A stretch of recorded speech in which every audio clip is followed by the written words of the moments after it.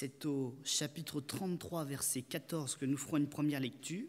Et puis nous en ferons une seconde tout de suite après, dans Job, au chapitre 34 et verset 21. Donc pour le moment, nous sommes sur Job 33, verset 14. Dieu parle cependant, tantôt d'une manière, tantôt d'une autre, et l'on n'y prend point garde. Amen.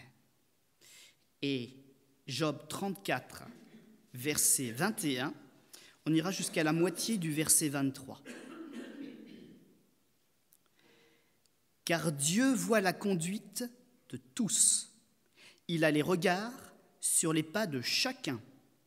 Il n'y a ni ténèbres, ni ombre de la mort, où puissent se cacher ceux qui commettent l'iniquité. Dieu n'a pas besoin d'observer longtemps. Amen. Ce texte nous met en parallèle deux vérités. La première, c'est que Dieu a le regard sur tous les hommes. Et le mot utilisé, c'est sur leur conduite. Ce n'est pas simplement sur ce qu'ils pensent, ce qu'ils font, etc., mais c'est surtout aussi sur leur réaction dans telle ou telle situation, comment tel ou tel homme a réagi, et puis plus tard, quand la même chose se reproduit, comment il a évolué entre les deux. Dieu connaît même les variations de nos pensées, nos progrès ou nos retours en arrière. Il observe, il connaît la conduite, il prend soin de connaître la conduite de tous les hommes. Et d'ailleurs, la Bible nous dit aussi, comme il est Dieu, il n'a pas non plus besoin d'observer très longtemps. Il sait très bien ce qui se passe dans notre cœur et dans notre conscience. Et l'autre texte nous disait qu'à cause de ce qu'il voit, à cause de ce qu'il comprend qui est à l'intérieur de nous, et de ces choses qui peut-être nous échappent peut-être à nous-mêmes aussi parfois, eh bien Dieu nous parle de différentes manières, afin qu'à un moment ou à un autre, on finisse enfin par entendre que quelque chose n'est peut-être pas parfait dans notre vie, et que nous ne devons pas nous en arrêter là. Nous devons continuer. Nos progrès doivent continuer à être évidents aux yeux de tous. Alors, puisque Dieu parle, commençons par dire ceci. Il n'y a jamais eu de meilleur communicant que la personne même de notre Seigneur Jésus. Sa façon d'amener les discours, sa façon de dévoiler les cœurs, et même de manière très basique, on pourrait dire ces techniques de communication sont encore excellentes aujourd'hui. Ce qu'il a fait, il l'a très bien fait. L'une des techniques pour enseigner, pour reprendre peut-être aussi les gens sur leur comportement, pour les emmener plus loin aussi, eh bien, l'une de ces techniques les plus connues, c'est la parabole. C'est-à-dire de prendre une image, on pourrait dire de prendre un dessin, de quelque chose qu'on comprend tous, qui est à la portée de chacun d'entre nous, ou un fait divers, quelque chose qui s'est passé chez un voisin, quelque chose qui s'est passé dans la ville. Il dresse avec nous le tableau et il dit, ce que tu vois là matériellement dans la vie de tous les jours, spirituellement c'est pareil dans ton cœur. Et il enseignait des choses extraordinaires comme ça à des hommes intelligents, moins intelligents, mais tous ont pu, grâce à cette simplicité, comprendre ce que Dieu attendait d'eux. Les images, les paraboles. Des anecdotes aussi de la vie de tous les jours pour mettre en valeur ces grands principes spirituels. Et ça voulait dire aussi autre chose, c'est que tout ce que nous vivons, tout ce que nous faisons, notre façon d'agir, notre conduite, pour reprendre le texte biblique, eh bien, a aussi une source spirituelle ou un impact spirituel. Si mes mains font quelque chose, c'est qu'il se passe quelque chose à l'intérieur de moi qui pousse ma main à agir ou à réagir de telle ou de telle manière. Donc ce que Jésus enseigne, ce n'est pas simplement un principe, mais il dit aussi qu'il n'y a pas quelque chose qui se passe sans une cause dans notre cœur. Il y a une raison spirituelle. Et j'aimerais pour ce message prendre l'exemple tout simple, comme une parabole, de choses que nous faisons pour la plupart d'entre nous tous les jours, ou que nous serons amenés à faire pendant des années, ces choses qui, dans la façon dont nous les pratiquons, mettent déjà en lumière des défauts spirituels ou des qualités spirituelles. Mais ce matin, je vais peut-être parler un peu plus des défauts quand même, si vous me le permettez. On va être un petit peu dans la psychologie ce matin, mais le Seigneur en fait. Il y en a dans la Bible. Et j'aimerais dire ce matin, mon frère, ma sœur, montre-moi ce matin comment tu conduis. Montre-moi comment tu te comportes au volant de ta voiture. Montre-moi même quelle voiture tu as choisie, quel véhicule tu as choisi. Parce que tout cela reflète ton être intérieur. La façon dont tu vas te comporter sur la route, avec tes semblables, tes réactions, tes craintes, tout cela va ressortir. Et dis-toi que si tu es comme ça tous les jours dans ta vie, spirituellement, tu es pareil tous les jours avec le Seigneur. Si tu as peur d'avancer avec la voiture, tu as peut-être peur d'avancer avec le Saint-Esprit. Alors prenons donc, si vous le permettez, cet exemple. Et je crois qu'il apparaîtra rapidement des traits. Ça va être générique, général, mais des traits de caractère quand même qui amèneront notre conjoint ou nos proches à dire c'est vrai, on te reconnaît bien là. Ah oui, le choix que tu as fait, oui, c'est vrai, le frère, il n'a peut-être pas tout à fait tort, c'est peut-être pas parfait, mais quand même, il y a un petit quelque chose. Ou alors, encore mieux pour mesdames, si vous parlez à votre conjoint à côté, j'arrête pas de te le dire. Il y a quelque temps, j'étais avec les jeunes de notre assemblée, on était en déplacement sur Rouen, et j'ai fait une bêtise, comme j'en fais tout le temps. C'est que j'aime bien parler avec eux de ce que l'on voit, puis les amener à réfléchir. Et puis il y avait là, dans cette rue à sens unique, plein de voitures. Puis à un moment, je vois une petite voiture particulière. Vous savez, les petites voitures à la mode, avec le toit un petit peu arrondi, un peu italienne, une ou deux couleurs, un petit peu de liseré argenté. Et moi, j'appelle ça, excusez-moi, pardonnez-moi, je me repens d'avance, la voiture des vieilles filles. Parce qu'elles sont jolies, elles sont un peu comme ça, là, mais en même temps, on sent qu'il y a un manque d'assurance dans le choix de la voiture. C'est une petite voiture, on a l'impression qu'il y a la place que pour un passager.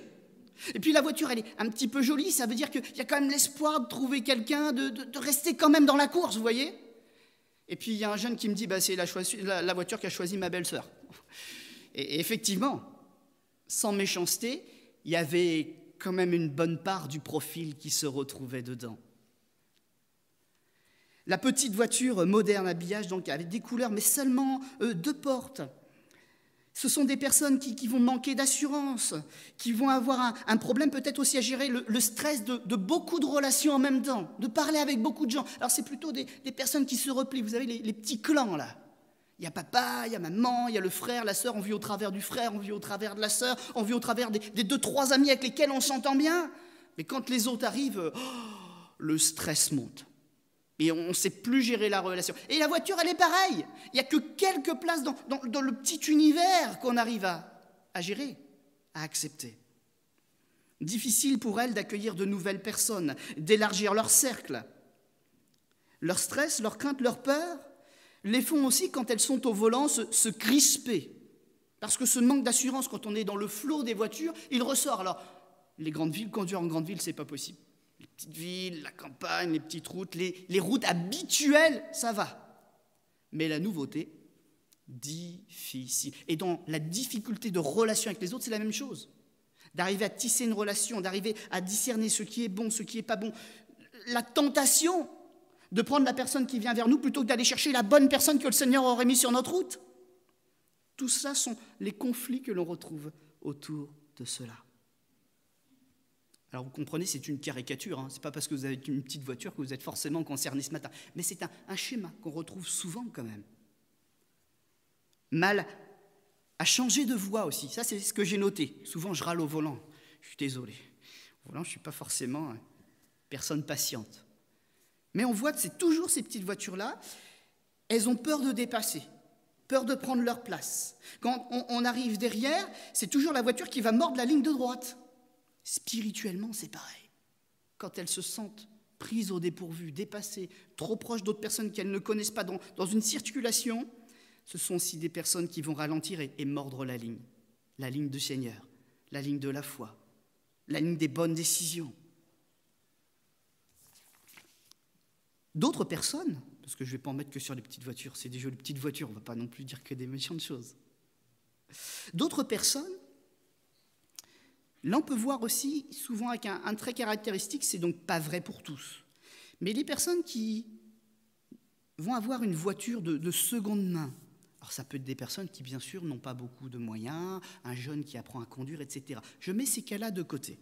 Je vais sur ces personnes un peu différentes qui peuvent avoir ce genre de voiture, qui souvent, ce genre de voiture, vont bien conduire la plupart du temps. Ils savent que leur voiture n'est pas une voiture forcément neuve, etc. La plupart du temps, ils vont être des conducteurs exemplaires. Mais toutefois, si dans leur vie, il y a une frustration, il y a une colère, il y a une pensée qui les préoccupe. Je pense à ces papas et ces mamans qui ont, justement, notamment une seconde voiture parce qu'ils ont 3 enfants, ils ne peuvent pas avoir le beau monospace tout neuf qui vient de sortir. Ils sont obligés de prendre ce qui est dans leurs moyens pour subvenir aux besoins de leur famille. Eh bien là, il va y avoir au moment de la frustration, de la colère, de la pensée qui les préoccupe, un comportement qui, sur cet instant-là, va être dangereux sur la route.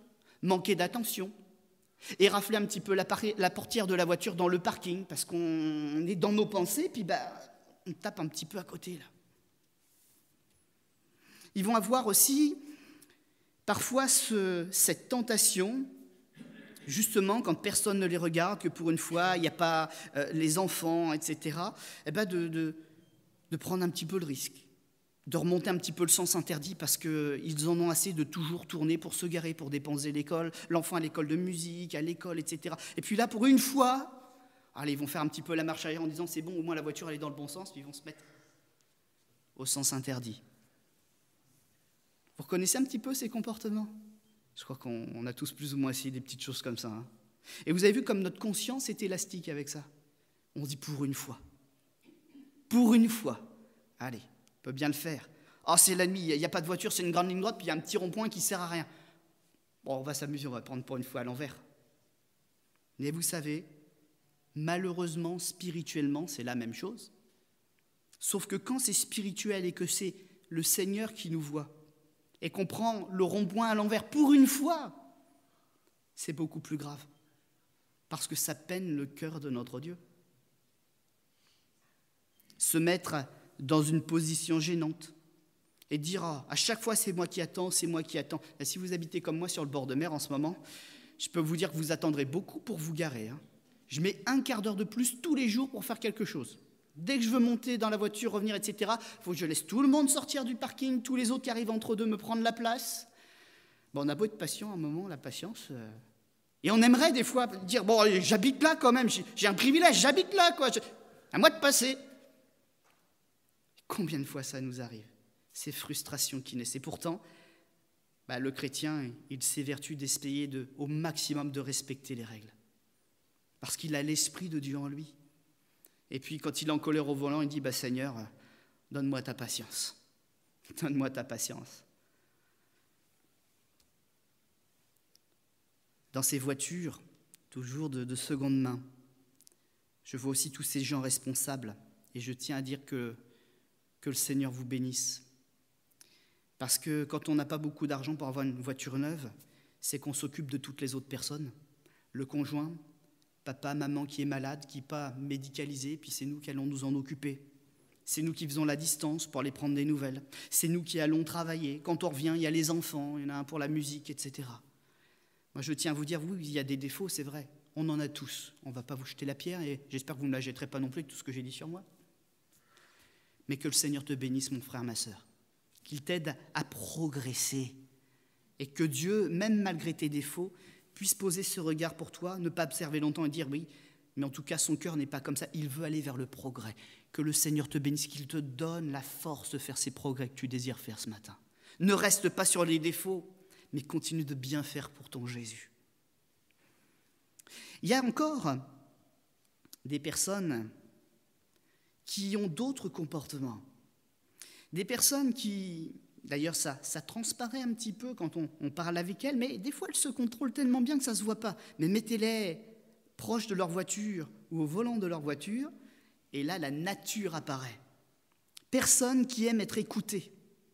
Elles vont, au travers de leur véhicule, s'exprimer, passer un message.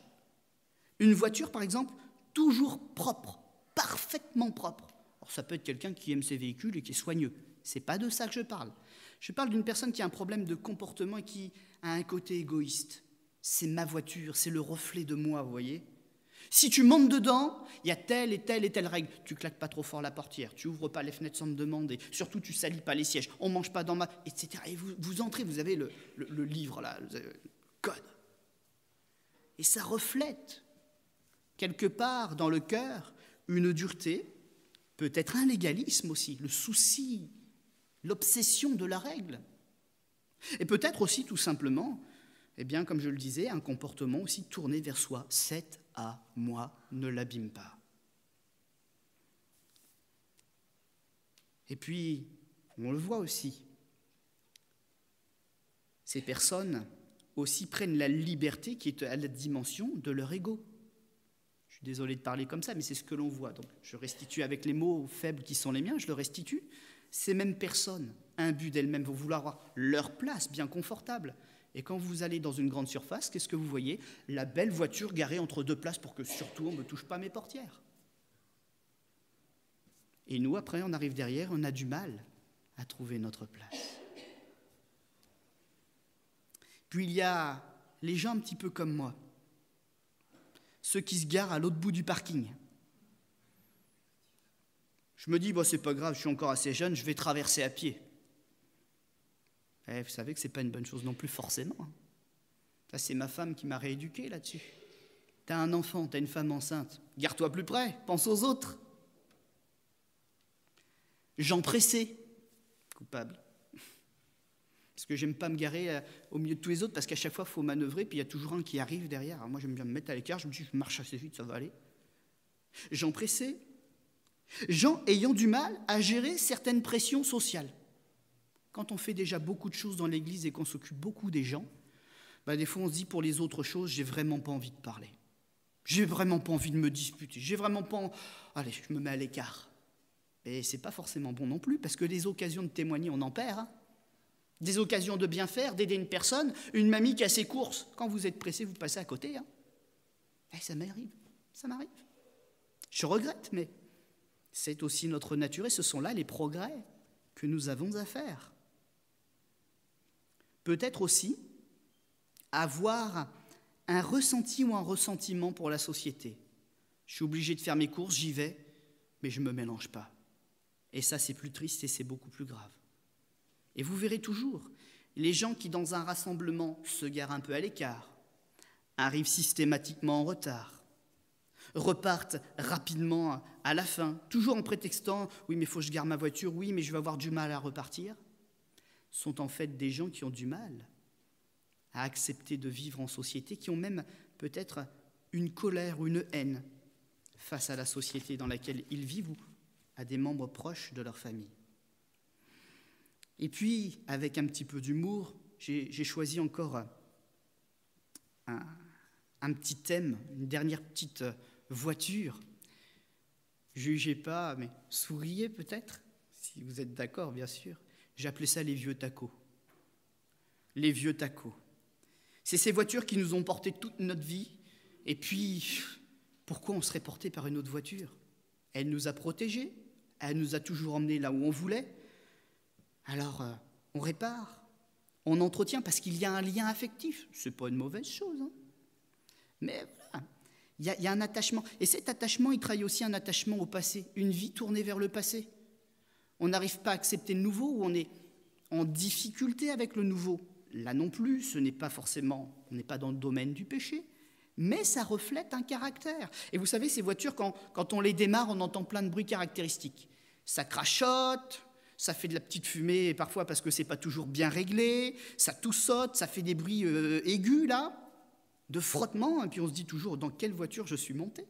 Et quand on démarre le contact, on entend cette petite voix, c'était tellement mieux avant. C'était tellement mieux avant. Vous voyez ce genre de voiture?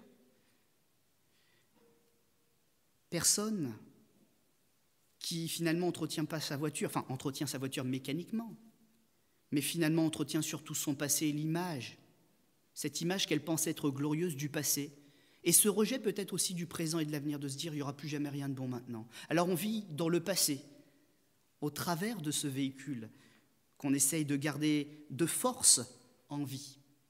Mais en Jésus, on ne reste pas de force en vie. On a une vie nouvelle qui nous est renouvelée. Et dans ce comportement, il y a aussi un étouffement spirituel, certainement, qui est quand même là un peu caché. Une perte de confiance aussi dans les semblables. Peut-être aussi, dans certains cas, dans la capacité de Dieu à agir et de changer les choses, les consciences et les mentalités. Après, il y a des gens qui entretiennent d'anciennes voitures, tout simplement parce que ce sont véritablement de beaux modèles, et puis que, pourquoi pas? C'est aussi un talent de savoir gérer ce genre de choses, ce n'est pas une erreur. Mais il peut y avoir, dans certains cas, donc, des pensées comme cela derrière. Beaucoup de problèmes liés à l'éducation aussi ressortent dans la façon de gérer notre véhicule. J'ai été pasteur dans plusieurs villes et je me suis aperçu que la façon de conduire des gens était très caractéristique des gros défauts dans lesquels on a du mal à les évangéliser, pour lesquels ils ont du mal de venir à Jésus-Christ. Je ne vais pas faire toute une explication là-dessus, mais en tout cas, la façon dont nous conduisons reflète nos attachements profonds, les valeurs profondes que nous défendons. Le manque d'anticipation, d'être toujours pris au dépourvu. Si c'est vrai aux commandes de notre voiture, il y a de fortes chances que ce soit vrai aussi aux commandes de notre vie. D'être dans un endroit où il y a beaucoup de priorités à droite. Et quand on arrive à la priorité, de même passer au ras de l'autre voiture en disant « peu importe comment elle conduit, c'est ma priorité ». C'est encore un défaut. Et c'est encore quelque chose qui expose notre vie. Et en Jésus, c'est pareil.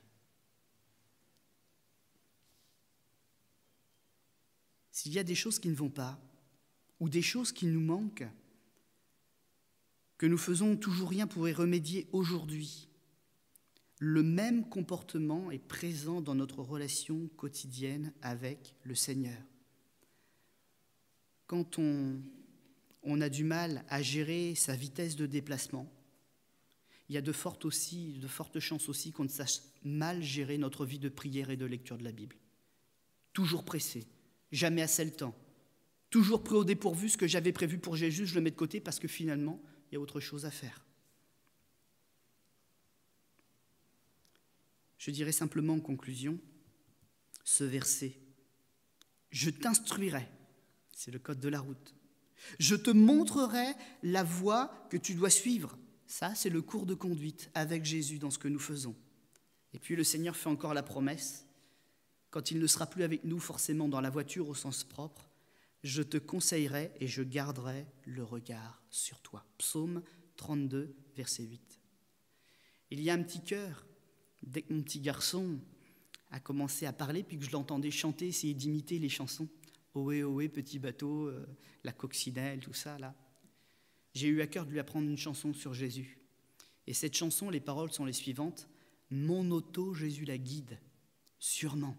C'est avec lui que je file le fil, mais je file pas n'importe comment, je file en chantant. » Je ne vais pas vous la faire chanter, je ne la chanterai pas ce matin.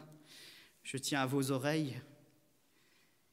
Mais je voulais que mon fils, au travers de cette petite image, lui qui est sur sa petite voiture en plastique et qui va partout dans la maison, comprenne dès maintenant qu'on peut conduire, mais qu'on a besoin de Jésus quand on est au volant. Et ça, c'est important pour toute notre vie. On va incliner notre front un instant, si vous le voulez bien.